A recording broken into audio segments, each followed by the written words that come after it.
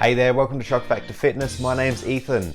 Today we're talking about self-sabotage. I want to keep it sweet, short, simple, just to the point. We're not going to get overcomplicated in this because it's so easy to do. There's an absolute plethora of topics just within the self-sabotage bubble that I could talk to you about today. Now, I want to keep this generally within the realm of health and fitness. Now, when it comes to self-sabotaging, the biggest question should be, what is it?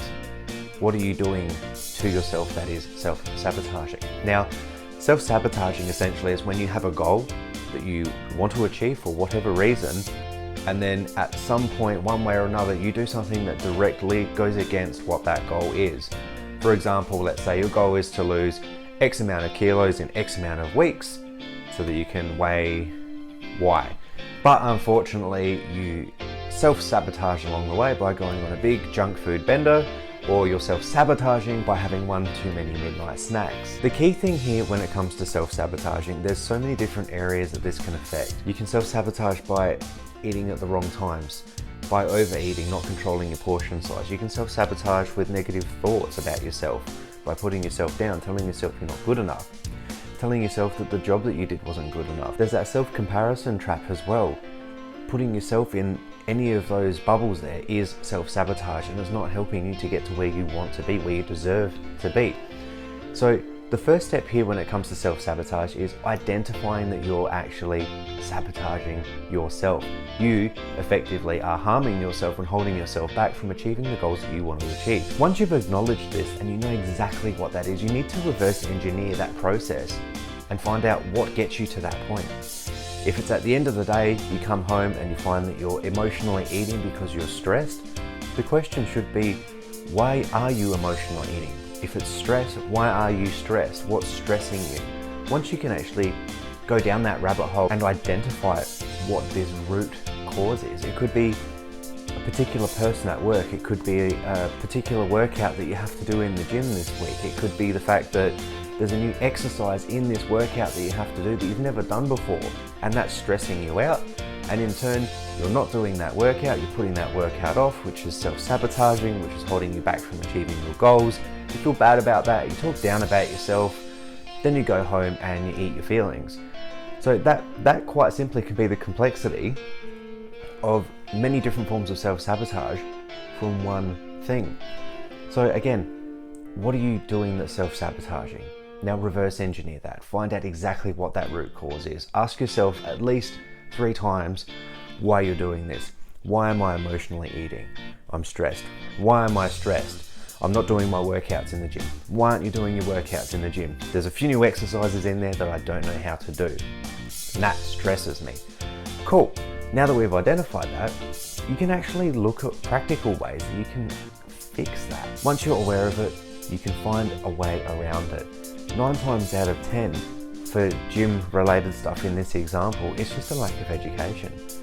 You don't have the confidence to go and do that workout because of those exercises in there, because you don't know how to do them properly. So in the spirit of keeping it simple, and with this example here, find a way to learn how to do those things in a way that's going to give you the confidence so that you can go do it yourself. One of the biggest pieces of advice I can give when it comes to self-sabotage is you can't just fix it overnight. Just knuckling down, pressing through it, going cold turkey, whatever you want to call it, it's all the same thing. Just pushing through it isn't going to actually help you fix what that problem is. It's just going to be a band-aid, and then it's going to rear its head up again later, and you're going to feel even more crap about that. In addressing what the actual root cause is of this problem, of this self-sabotaging habit you have, don't try and tackle it all at once. Just start. Like I said at the beginning of this video, simple. Keep it simple. That's what I want you to do. Keep it simple, keep it straightforward, keep it achievable. Because what will happen is, if you can build one little habit, one small habit that's going to help push you in the right direction versus the wrong direction to help counteract that self-sabotaging habit you have, that in turn is going to start to create its own momentum. If you've got less to think about, if you've got a lower amount of friction for you to be doing a task, there's more chance that you're actually going to do that task. So just start, pick one thing, start there. If it's tackling emotional eating at night because you're stressed from a day of work, you can deal with all the other stuff later. But look at the emotional eating. How can you take control of that habit there and flip it upside down so it's something that's going to work for you? If you know that you're going to want to have a snack after dinner because it's just a habit that you formed through that stress, then have some better snacks in the cupboard. Get rid of the chocolate, get rid of the chips. If you know you're going to go for it, get rid of it and have an alternative there. You don't have to just stop cold turkey like I said, but just starting is key. What you'll naturally find as that momentum increases, you'll find that that first habit has started to change in the right direction, which is going to lead you naturally into the next one. The more you can address what the root cause is, the more you can change that overall habit process. Now, like I said, I just wanted to keep this really short, simple, just straight to the point. Address what the actual root cause of the habit is. Once you can identify that, then you can start to make those changes. But whilst you're making those changes, I cannot stress enough, keep it simple for yourself, because if there's too much friction in trying to make that change, you won't make that change. Now, keeping in mind, the example that I've used in this video is within a health and fitness scenario. You can take those same principles and apply them to literally any other form of self-sabotaging habits that you may have.